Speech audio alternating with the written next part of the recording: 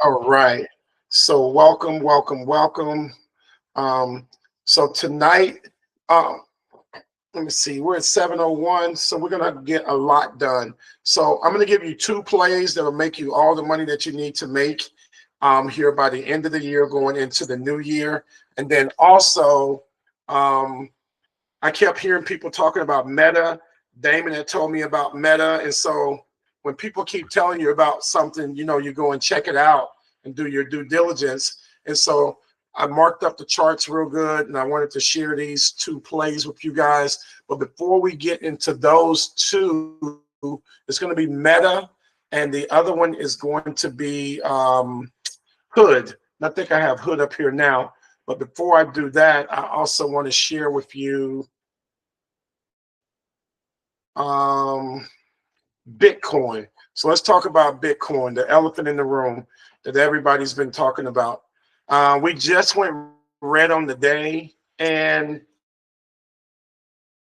I was speaking with someone earlier, and they was like, "Man, Bitcoin bounced." Yeah, we're gonna get some bounces, but what you have to remember is Michael Saylor is in over his head now. He used a very weird system for investing. He bought all of the tops from the time that we broke 100,000 or so last year over into this year after the inauguration when the president won. Where we at back in November? Here we go. This big run up. He was buying all of these levels. 97, the tops up here. 108, 111. I mean, it's just ridiculous stuff. 115, 125. I mean, why would you do that? Why would you do that and think that you're going to be able to? Course, everybody was, oh man, we're going to 150. Bitcoin's going to 150. Bitcoin to the moon. Okay, yeah. We all wanted to go to the moon, but we have to, who doesn't want it to go to the moon? Yeah, we wanted to go to the moon too. Boom, let's go. But we don't always get what we want at Christmas. Everybody was saying Bitcoin to 150. Everybody was saying Bitcoin to 200. And of course, I'm sure one day it will, after this pullback that we're getting ready to experience. Bitcoin has done in the past. We came off of and I wanted to show you this on the monthly, so nobody in this group will be surprised when you start seeing these drops maybe later this month into next month. The tops are to be shorted right now. So you look back and what was this? 2021. Bitcoin came off of a 9,000 bottom and went all the way up to 74,000. It pulled back. Same thing like we're seeing now. And everybody's like, it's all good. It's all good. It pulled back in May. It pulled back in June. And then they got a little pull up in July, August, October, November. And then look, same thing is going to happen this time. It came crashing down all the way back down to 15,000. So get ready, get ready, get ready. In the words of Bishop Jakes, because listen, we got a triple top. It's not too many times that you see a triple top in the market. A double top is bad enough, but we coming off of a triple top now. All of these levels down here are in play. Once we break 74.9, people are going to start going crazy. All you're going to hear is being liquidated and firms being closed and this happening and that happening. And I guarantee you, some of these larger firms, I'm not going to say no names, but they're going to start unloading this stuff. They're going to start unloading this at a very, very fast rate. And I wanted to show you on the market on a monthly because people are like, man, we bounced. Look at this bounce. Can y'all see that? Look at this. I mean, if you want to call that a bounce, look at this. look at this big bearish red candle. We're inside of that, playing around. I mean, if you want to call that a bounce, if we do our charts, the charts don't lie. We're going down. You might up, we're out. I can see us getting back to, this is on the monthly, because we just started a new month. This was August, September, October, November, and we're in December. We just wicked off of 83.8. November, we wicked off of 80. These lows here also in April, and I think that's what we're going to do. We're going to break those April lows, which puts us back at 74. But for the upside, I'd like to see Bitcoin break and hold above, for just starters, 94,154, $54.07. We've got to close above that. The next level that we need to close above after that, I mean, yeah, we got some wicks in here. I'm not worried about the wicks. Would be 99. I mean, we really get to 99.9. It's almost 100,000. We need to close there. If we can't get, and everybody here should be better off financially because of it, because we've been giving you guys, I've been giving you guys the plays. So if we go up and then come down and then go up, if we can't hold this 100,000 level, get ready for the biggest push down you've ever seen in your life. And once we break 74, we'll probably get a bounce right here at this green bottom at 70. We'll probably get a small push up because you're going to get some bounces. So you got to ride that wave down, and that's why you want to catch it as high as you can. And then we're going to come right here. This is coinciding with this candle. That brings us down to bounce, small bounce, back up to like 60. And people will be like, it's over, it's over. Started.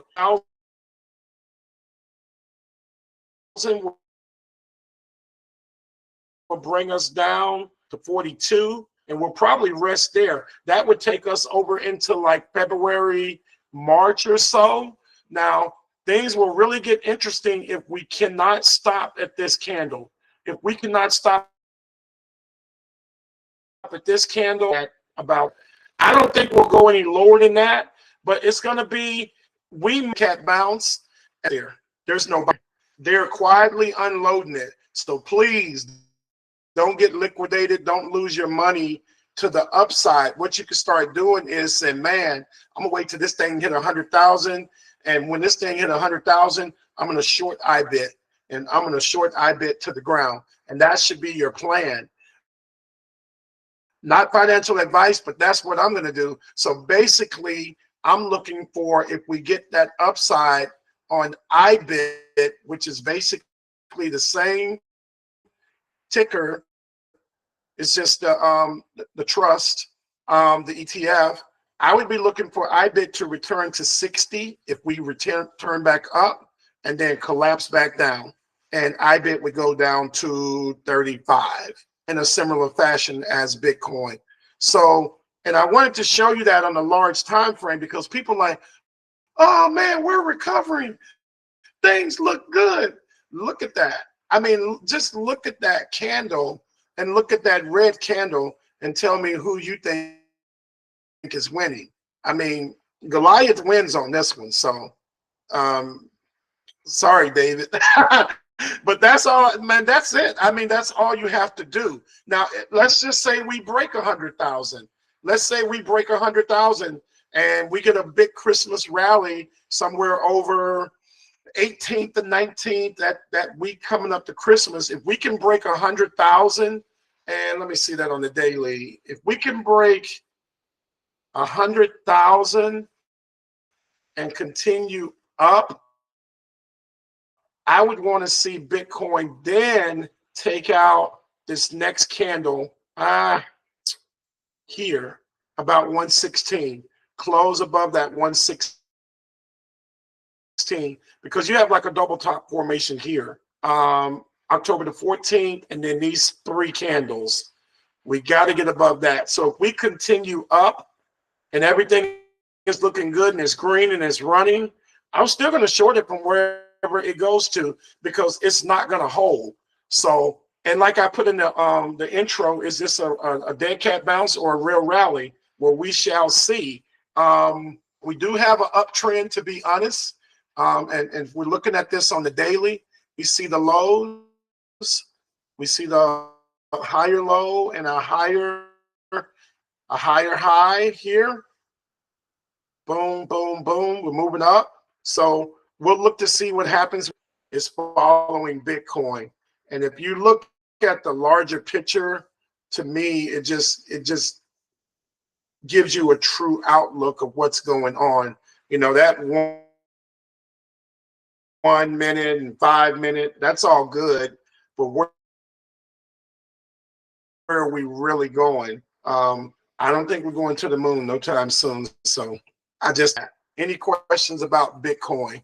Because we made some really good money on IBIT on the way down. I think right about, when did we get an IBIT? That's Bitcoin. We shorted IBIT puts from about 59 all the way down to, I got out down here. So anybody that took those shorts, we made really good money on the way down. So let's do it again. All right, I don't hear any questions. I'm on a different screen, so if you have questions, you might have to say something. Let me look and make sure nobody's saying anything.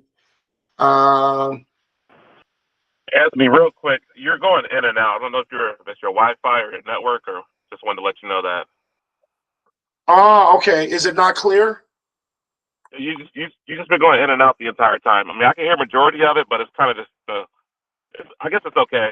I just wanted to let you know. Okay. I wonder what's going on. Okay. All right. I'll go a little bit slower and I'll make sure. I'll just have 2 more things to cover. So thank you for letting me know that. So the 2 things I want to share tonight, one is Hood. And I'm on a different screen than you guys too, so it might be doing something with this computer. Every time I present like that, it gives me problems. So I have a new computer coming on Friday, brand new Dell. So we won't have any more issues in the future. Got it on the Black Friday sale. So Hood. When I talk about Hood, so I want to cover some things on this, and I'm going to talk a little bit slower. But we have some demand zones. I don't know if we ever talked about demand zones this year, but it comes and it goes up. It comes, it touches it, it goes up. This is where buyers are sitting. It took place on Hood, starting all the way back over in July, and we ran up all the way up. I put the double top on there so you can see it. And then we had a gap over here. So now we're in a channel. We've been coming down and we got a gap filled. We filled this gap. And that's what this candle's pointing to, that filled it. We brought it down. One of the things we want to remember on Hood is it's been pretty bullish here the last few days. I did some looking into the options change. They are sitting in the December 19th, and it's a $25 upside on this. Wade had been asking me about it, and I never really got a chance to take a look. But there's a nice move coming, and it already started today. Let me see. Yeah, even in the up after hour, we're still up. 2% move and still pushing up.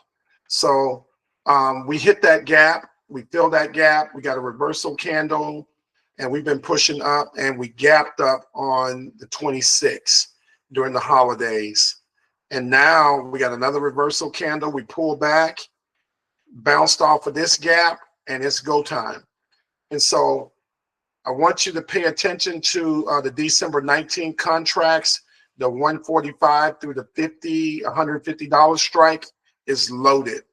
23,000 in the open interest, 2,000 in the volume. So they're sitting there, and what they're doing is they're actually trading it. Let me move this now. Let me delete this or move it over. I want to, I'll leave it. You can still see. But they're going to be trading it from where we are up to this area is the 150 to the top of this double top, this area. And it's a $25 upside. So the risk to reward is pretty good. It's pretty good. So I'm looking at the probably with 126, the 130, 140 calls. I'll be looking at those and checking those out. But there was a lot. The 145, the 145 and the 150s were loaded. So they're simply looking to take it to this area and this area right here, 148, 150. And there's not a lot there to keep it from going up. If you look at the way that the setup is, we got gaps up to 132, doji candle. Once we get above 139.86, it'll be a nice quick move up, because once we break 142, 145 will come quick, and then right up to 150. So it looks like an easy trade. The way it came down is the same way it's going to go up. So that's one that I wanted to share, but also just wanted to go over, when you see these gaps get filled, normally it's a gap and continue, or it's a gap and then they bounce and go the other way. And if you look at this one, they actually took us right off of the gap. This candle wicked down almost to the body of this candle, and it turned and went the other way. And so I think we're looking good for a continuation the other way. I think we're looking good. So pay attention to Hood. I think it will do really, really well.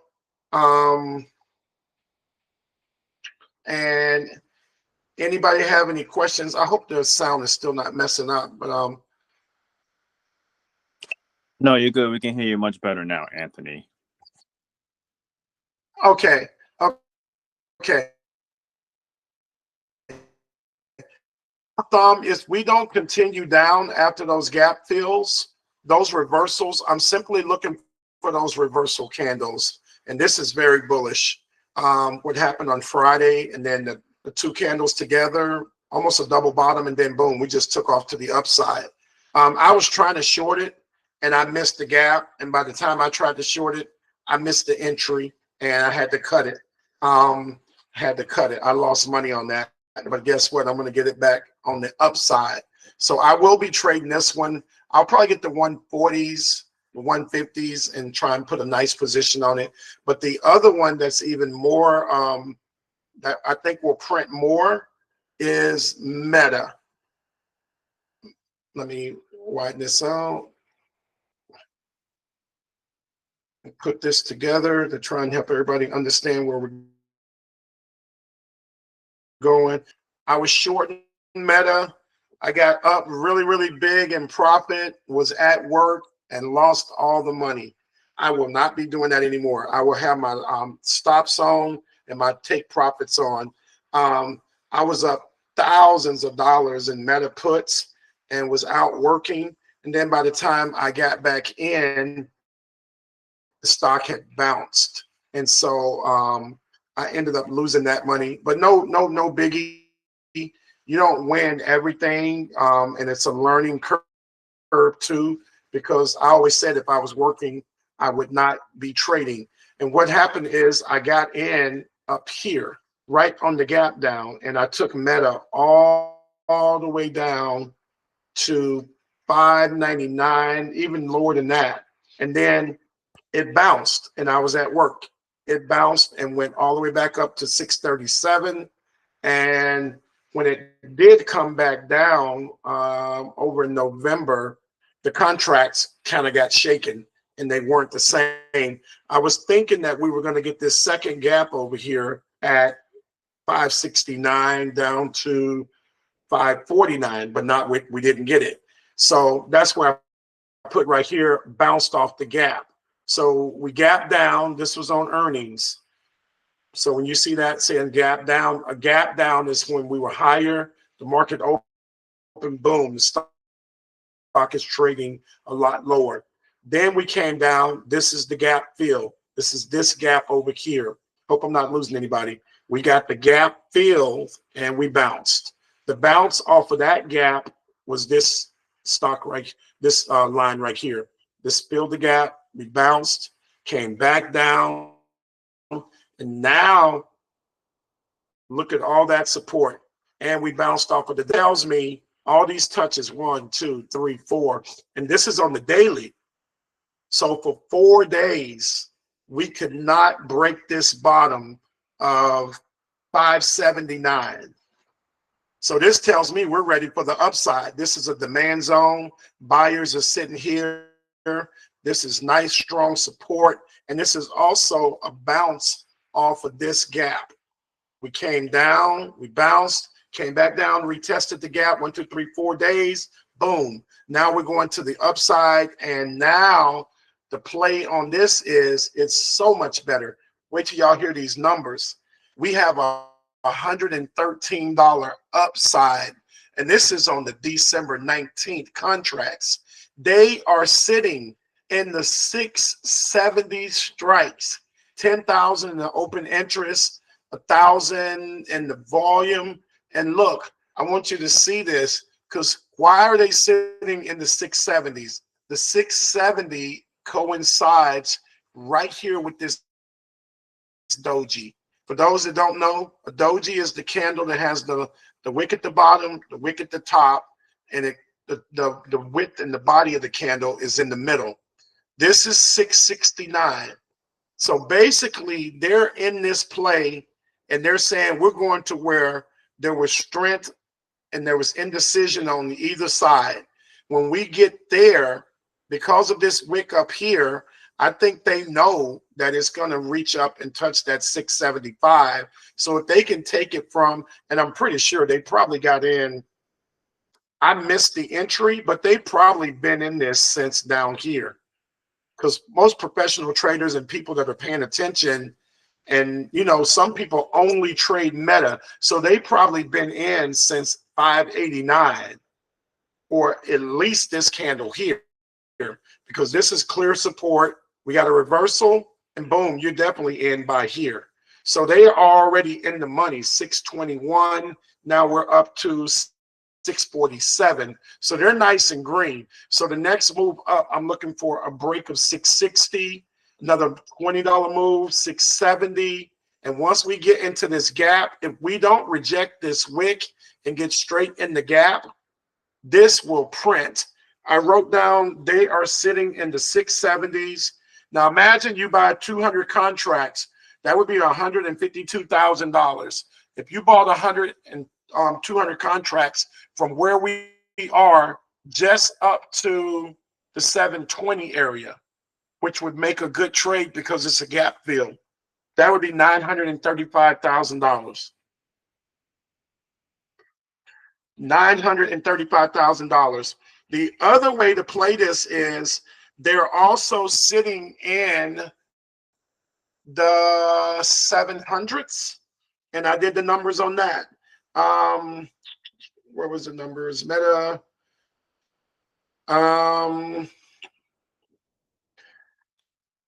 If you bought the Meta, no, the 800, excuse me, the Meta 800s. Let me get this right. Yeah. Okay. No, when I did my numbers, it was on the 670. So I did the numbers on Thinkorswim. If you bought the 670 strike, where everybody is sitting, which brings us to the top of this area, 1,000 contracts is $17,000.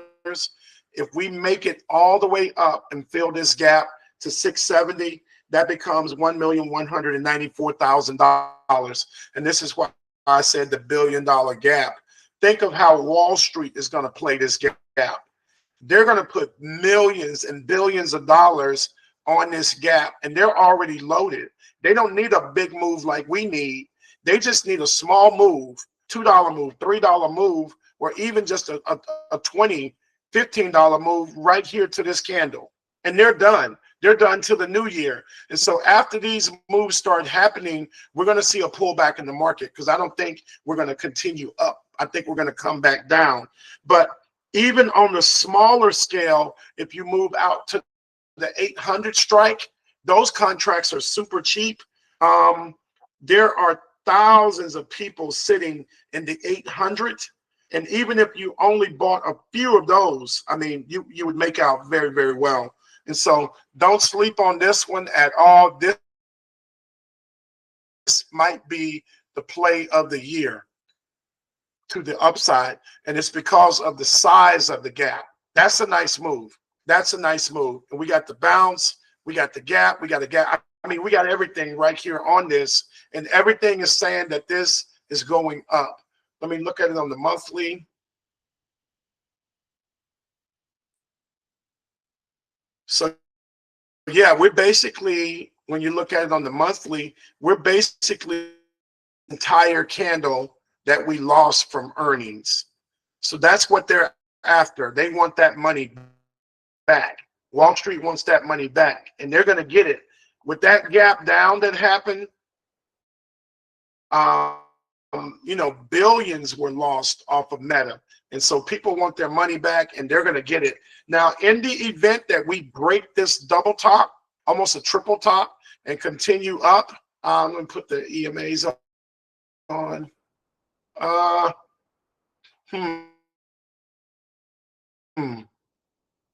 That puts us back above the, well, we're already above the 200. Yeah, so the 20 is below the 200. We have a death cross on this thing. Okay. And now the 200 is crossing above the 50. We got some crazy stuff going on with the EMAs, but I'd like to see it get back up. Oh, and look where the 200 coincides with. It coincides with the area, oh man, right where they're sitting, the 670. So basically, oh man, now it really makes sense. I'm glad I put the EMAs on. Let me zoom this in so y'all can see what they're doing. In 200, we want to trade things down. If we can close above 669.35, above the 200, this thing will fly. This thing will fly because we're above the 200. We might get a bounce and a retest, and it'll take right off because we're above. See, look, below the 200 since October the 30th. Ever since that drop down, now we're coming back to retest the 200, and this is on the daily. Normally, when Meta gets above a level, let me go back and see what happened the last time we got above the 200. We broke it. We got above it. We came down. We got above it. Look at that. We broke above the 200 May 25th. And we've been above the 200 riding the 20 since May the 1st. Y'all see that? So if we can break above the 200, I mean, this thing can run. Wow, we could get a really, really nice move. And the 20 is almost like a golf club. It's pushing it up like a putt, like it's someone like hockey, like they're kicking it up to the 200.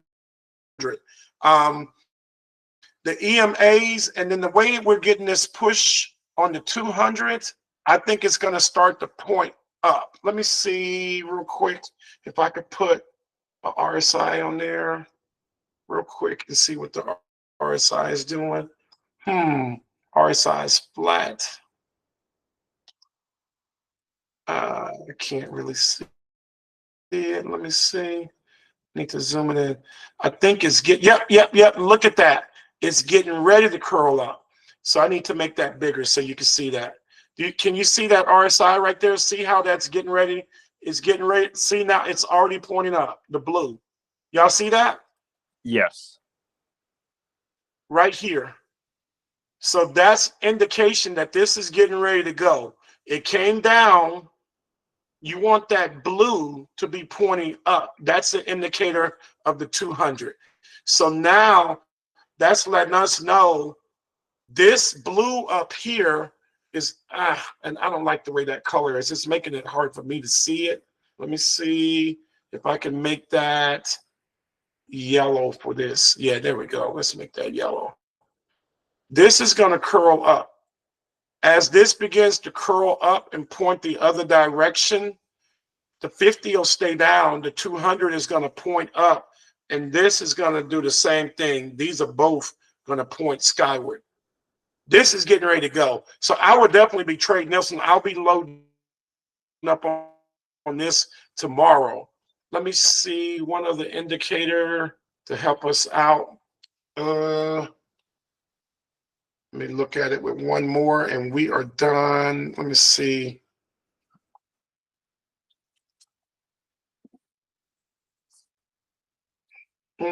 Divergence. Now we are getting a divergence on this one. So a divergence, and I like to look at this because it gives me a really good view. The divergence is telling me that we're going down this iris, and that's what the divergence. One's going up, one's going down, one's going. It's always a different direction. Sometimes it'll point in the same direction, but I think overall, this is on the daily. Let me see if I go to the 6 hour. Yeah, and see it's curling. Let me go to the 18-minute. Where did it go? Interesting. The 2 hour, 2 hour. Yeah, so it's saying a hidden bullish on the 2 hour. That's what we want to see. So a hidden bullish divergence is taking place, and it's basically saying that this is getting ready to go up. And if we look here, we can see on the 2 hour. I haven't traded on the 2 hour forever, but we're sitting right on the 100. Yeah, the 100, and we're pushing up. So this is getting ready to go. It looks good. We got a little double top at 647.80, and we're still in the market. So let me see what we're doing in the after hour, the extended hour. Pull back just a tad, 646.37, but nothing to write home or cry about. I think this looks good. I'd like to see tomorrow us break 653 possibly. This big candle, we might get a nice green day tomorrow, maybe 651. The top of this wick, 652.87 would be my target. So I'm going to mark that. And then we have to be mindful also. I think it's tomorrow. Let me see. No, Wednesday. We got ADP tomorrow at 8:15, the employment data. And so we want to be mindful of the data that's coming out. We have ADP. Thursday, we have jobless claims, continuing jobless claims, all types of job data. And I think they compounded the data. It's October and November are going to be combined, if I'm not mistaken. And then Friday, the unemployment rates. So the next 3 days, and I think that's why the market didn't really go anywhere today, is because if you look at the SPY, so you guys can come back to the recording and look at this, but I think because of all of this data, and then the core PCE is Friday also at 10, and then we also have the Michigan sentiment. All of this is Wednesday, Thursday, Friday. So we got a lot of data coming out, and I think that this is why we saw these weak moves today on the SPY. It's just trading in a tight range. Didn't really go any to be made in that. I think we're going to get a move up or a move down. I don't know which one. This is a hidden bullish on here. I'm still on the 2 hour. Let's see the 5 day. Yeah, it's looking like it wants to go up. They're saying we got a hidden bullish diversions, and it's gonna. This looks like the stochastic is gonna point up. So if we get good data or halfway good data, we can be up in the 690s by the end of the week. And next week we can hit those all-time highs if the Fed cuts the rates. If the Fed cuts the rates, the market will fly. Hopefully. Last time it crashed, so we really don't know, but that's kind of my sentiment, and I think that's why we're getting these divergences in the market that's telling us that it's gonna go up. You know, next week, that's 5 days, 10 days. Let me see.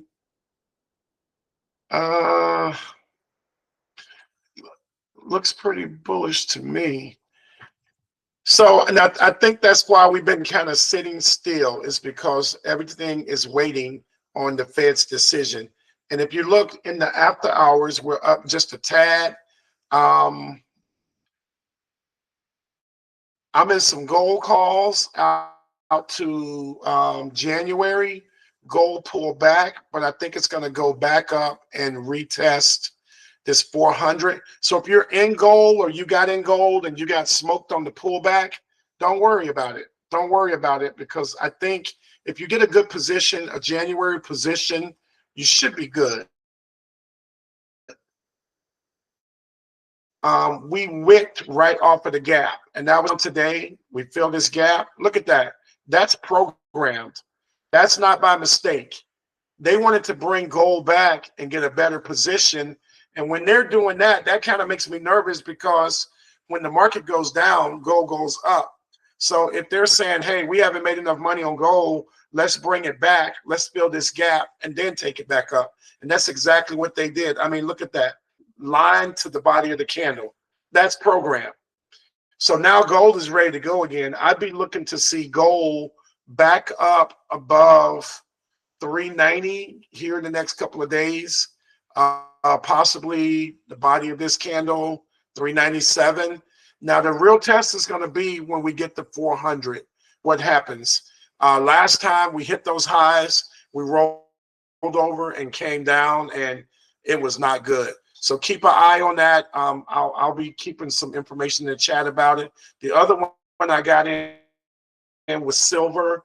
I got in it, but I also bought a 5350 call, 5350 call to January. So I'm thinking that that's going to print very nicely. So I jumped in that. Gold, silver. What else did I get?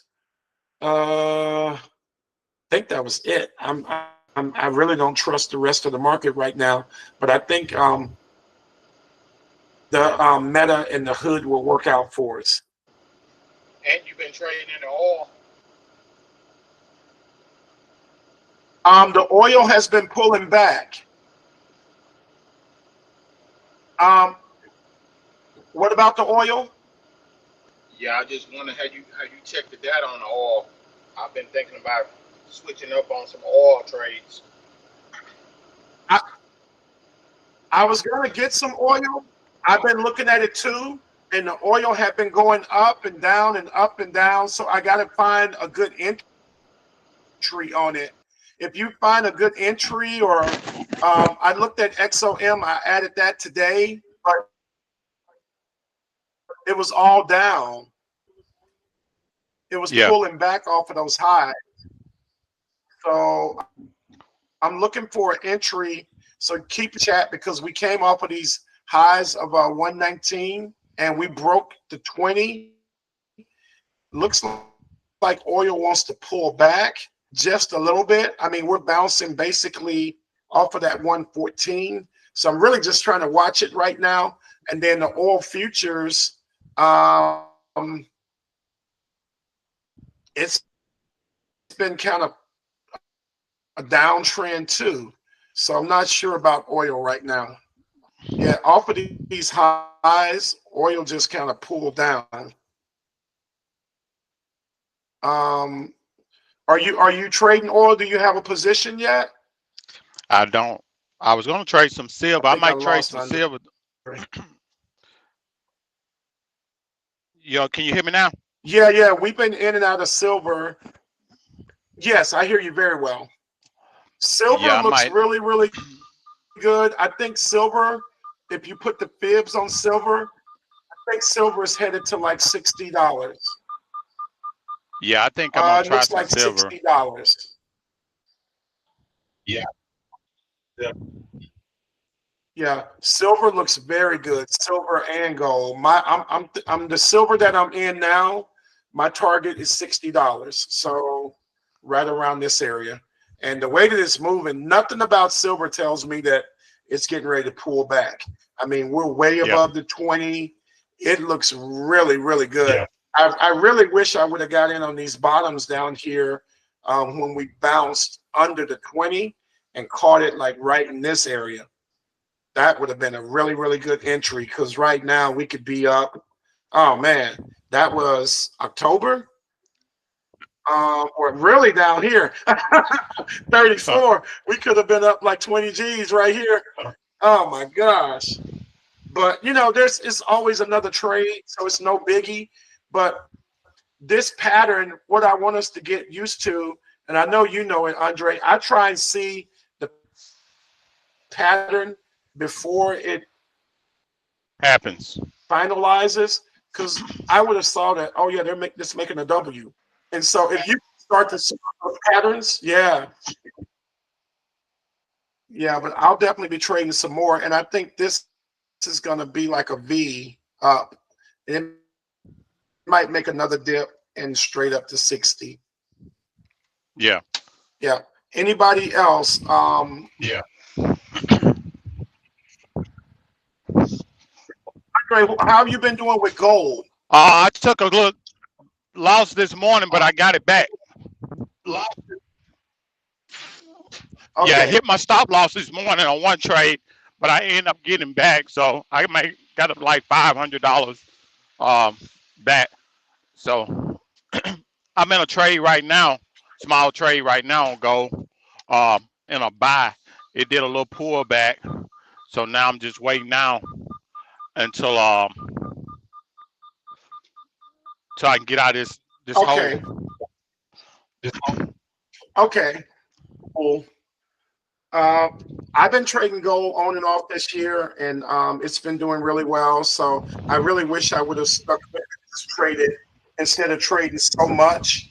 And when I do the mentorship in the new year, I'm just going to really focus on like 5 tickers that we can really hone in: gold, silver, and then maybe find like take a poll and just trade 5 things and trade those very well. Yeah. Now I'm working on a expert advisor, my own expert advisor on the way that I trade, and it's gonna be really um I'm trying to get it where it'll have a real good safety net and it'll catch those pullbacks and to where we won't be in such a trap. And I got a guy from Angola over from North America. I got him designing it for me, coding it out for me. So I'm hoping between now and the first of the year, and then I've been working with some people from Germany as well too, um, on a expert advisor to where I'm trying to get at least for it to do at least 1 to 2% a day on the Okay. average. On Yeah, the that's average, not bad. Is it automated? yeah, it's automated. You just set the Okay, format. yeah, I got it. Yeah, just set the format and it trades while you sleep. That's what I got to do Yep. because I'm working for people that are working. Probably when we do the mentorship in the new year, if you can get everything down, maybe you can come in and present that Yeah. and Yeah. see. Yeah, because I definitely like to do something like that the whole year of 2026 Yeah. and see at the end of the year, how it looks. Yeah. I'm hoping everything goes smoothly, so I could, like I said, master it and just make some good profit. Um, because a lot of the people in North America and India, they're good at formatting. Okay. Wow. Yeah, I don't do coding or scripting or anything like that, or writing programs. Yeah, people that's like above me, above my pay grade. So yeah, I know some guys that they write their own programs and stuff. I have a cousin that does that, and he's really really good at it. So yeah, yeah, but I definitely like to get involved and do that in the new year and just start fresh and see how it does next year. Yeah, yeah. Mm-hmm. Cool. Let me see. It's 7:48. The other ticker I got in today, and this will be the last one I'll talk about, was Palantir. I got in Palantir, and Palantir went up, and it sold off. I was using my stop loss, so right at open, I got in. I took it all the way up to 175. We got a double top. My stop loss kicked me out right here. I wasn't watching the chart the way I should have because I should have took puts at the top and rode it all the way back down. And now we're bear flagging. So tomorrow we'll probably get Palantir back down at like 167 or so. If we continue down, unless we can break out, I would say this area 172.11, we're probably going to come down and fill this gap and then bounce. That's kind of what it looks like to me. So be aware of that when the market opens, and we'll be checking it out. And then I'll be up trading futures more too. I'm going to start recording some videos for futures and start trading more gold, silver, and the NQ early in the mornings. Yeah, but that's all I got. Thank you guys. A lot of the tickers did the same thing today. They went up and they came back, and it makes sense. They just ran it up, got their money, got out, and went on their way because they're waiting on all of this data that's coming out. We got, we've got ADP, we got jobless claims, continuing jobless claims. We've got unemployment rates. We've got core PCE.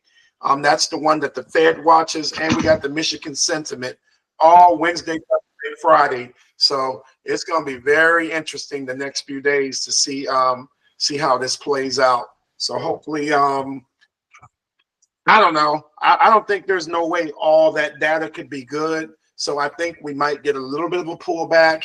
And the market's been so resilient.